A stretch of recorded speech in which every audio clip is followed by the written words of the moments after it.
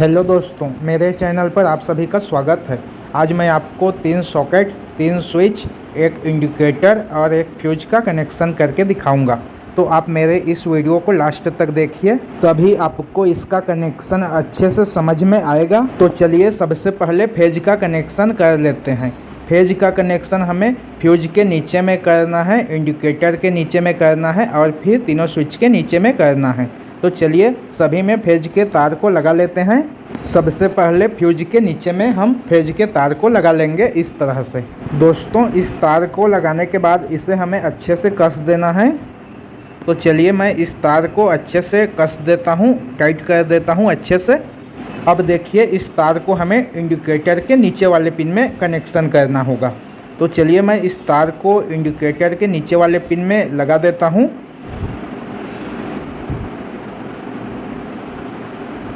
अब देखिए दोस्तों, इसी में एक तार और लगाना होगा हमको। तो मैं इस तार को इसमें लगा देता हूँ और इसे भी अच्छे से टाइट कर देता हूँ।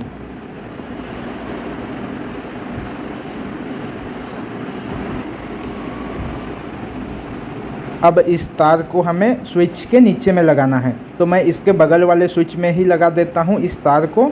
ये देखिए नीचे में लगाना है इस तार को हमें। अब हमें इसमें भी एक तार और लगाना होगा। तो चलिए मैं इस तार को इसी में लगा देता हूँ और इसे भी अच्छे से कस देता हूँ। लूज नहीं रखना है दोस्तों, आपको सभी जगह को फुल टाइट करना है, नहीं तो आपका स्विच और सॉकेट जल जाएगा। अब इस तार को हमें नीचे के दोनों स्विच में कनेक्शन करना है। तो चलिए सबसे पहले मैं किसी भी एक स्विच के नीचे वाले पिन में इस तार को लगा देता हूँ। आप इस तार को किसी भी स्विच में लगा सकते हैं। तो मैं इसी वाले स्विच में लगा देता हूँ। अब देखिए इसमें हमें एक तार और लगाना होगा।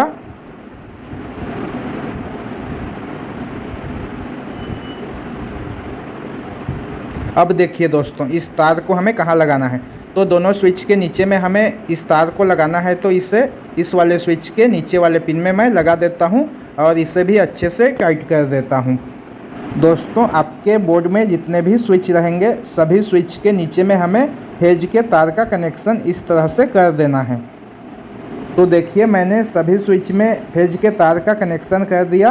अब आगे का कनेक्शन कैसे होगा चलिए मैं आपको करके दिखाता हूँ। अब हमें तीनों सॉकेट का कनेक्शन तीनों स्विच के साथ करना होगा। तो सबसे पहले हम इन दोनों का कनेक्शन कर लेते हैं। ये देखिए स्विच का ऊपर वाला पिन बचा हुआ है, तो इसमें हमें एक तार लगाना है। अब इस तार को हम उस वाले सॉकेट में लगाएंगे जिस वाले सॉकेट को हम इस वाले स्विच से ऑन ऑफ करना चाहते हैं। तो मैं इसे 2 पिन सॉकेट के नीचे वाले पिन में ही लगा देता हूँ।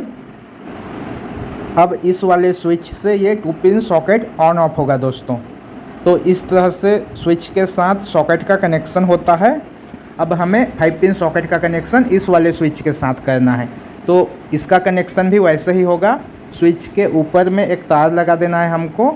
दोस्तों, आप अगर मेरे इस चैनल पर पहली बार आए हैं तो प्लीज़ चैनल को सब्सक्राइब कीजिए और अगर आपको वीडियो पसंद आता है तो वीडियो को लाइक तथा अपने दोस्तों में शेयर कीजिए।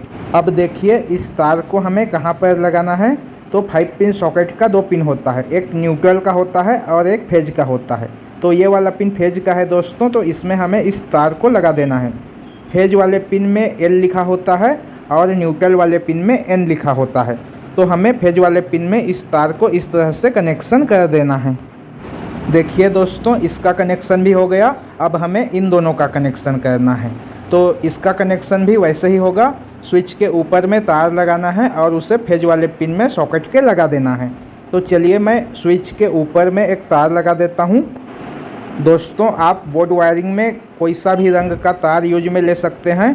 तार का रंग सिर्फ पहचान के लिए ही होता है, तो आप कोई सा भी कलर का तार इसमें यूज कर सकते हैं। अब देखिए इस तार को हमें L वाले पिन में लगा देना है। तो मैं इसे L वाले पिन में लगा देता हूं और इसे भी अच्छे से कस देता हूं। अब इतने में हमारा फेज का काम जो है वो ख़त्म हो जाता है। अब हमें इसमें न्यूट्रल का कनेक्शन करना है।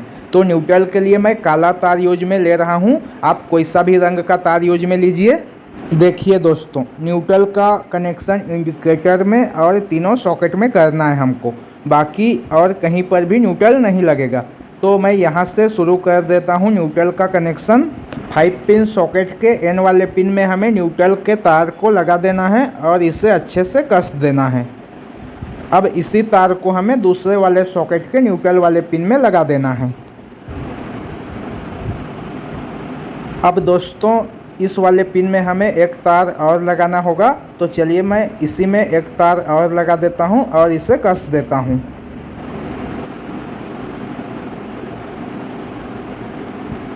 अब इस तार को हमें 2 पिन सॉकेट के ऊपर वाले पिन में लगा देना है, क्योंकि 2 पिन सॉकेट को भी न्यूट्रल चाहिए, तो इस तरह से इसमें तार को लगा देना है। अब इसमें भी हमको एक तार और लगाना है और इसे भी अच्छे से कस देना है।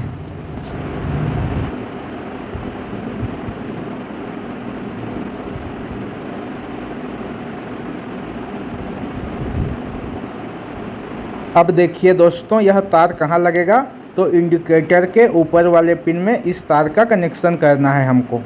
इस तरह से तीनों सॉकेट और इंडिकेटर में न्यूट्रल का कनेक्शन हो जाएगा। तो देखिए दोस्तों इतने में हमारा बोर्ड बनकर तैयार हो जाता है। अब हमें इसमें सप्लाई कहाँ कहाँ देना है देखिए, तो फ्यूज और इंडिकेटर के ऊपर वाले पिन में हमें सप्लाई देना होगा। तो चलिए मैं इसमें सप्लाई देकर आपको दिखाता हूँ। यहाँ पर मैंने फेज के लिए पीला तार और न्यूट्रल के लिए हरा तार यूज में लिया है। तो फेज को हमें फ्यूज के ऊपर वाले पिन में लगा देना है, क्योंकि फ्यूज में हमेशा फेज सप्लाई ही देना होता है, इसमें न्यूट्रल सप्लाई नहीं लगता है।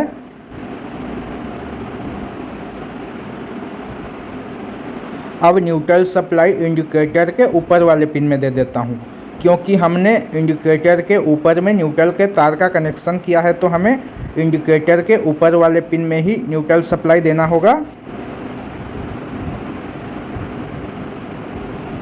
तो देखिए दोस्तों मैंने सप्लाई के तार को भी इसमें लगा दिया और इसे इसके बॉक्स में बंद कर लिया। ये देखिए आपको फ्यूज को इस तरह से पतला तार में बांधना होगा, नहीं तो आपका बोर्ड नहीं चलेगा। तो मैं इसे वापस से लगा देता हूँ और इस बोर्ड में सप्लाई दे देता हूँ। तो देखिए सप्लाई चालू हो चुका है। अगर हम फ्यूज को बाहर खींचते हैं तो इस बोर्ड में सप्लाई बंद हो जाता है। तो मैं फ्यूज को वापस से इसमें लगा देता हूँ और इस बोर्ड की टेस्टिंग करके आपको दिखाता हूँ। तो चलिए मैं बारी बारी से तीनों सॉकेट में आपको बल्ब को जलाकर दिखा देता हूँ। ये देखिए दोस्तों इस वाले सॉकेट में बल्ब अच्छे से जल रहा है। अब मैं इस वाले सॉकेट में लगा देता हूँ। ये देखिए ये वाला सॉकेट भी चालू है। अब मैं इसे ऊपर वाले 2 पिन सॉकेट में लगा देता हूँ। तो देखिए दोस्तों ये वाले सॉकेट में भी सप्लाई चालू है। तो इस तरह से आप आसानी से घर पर बोर्ड बना सकते हैं।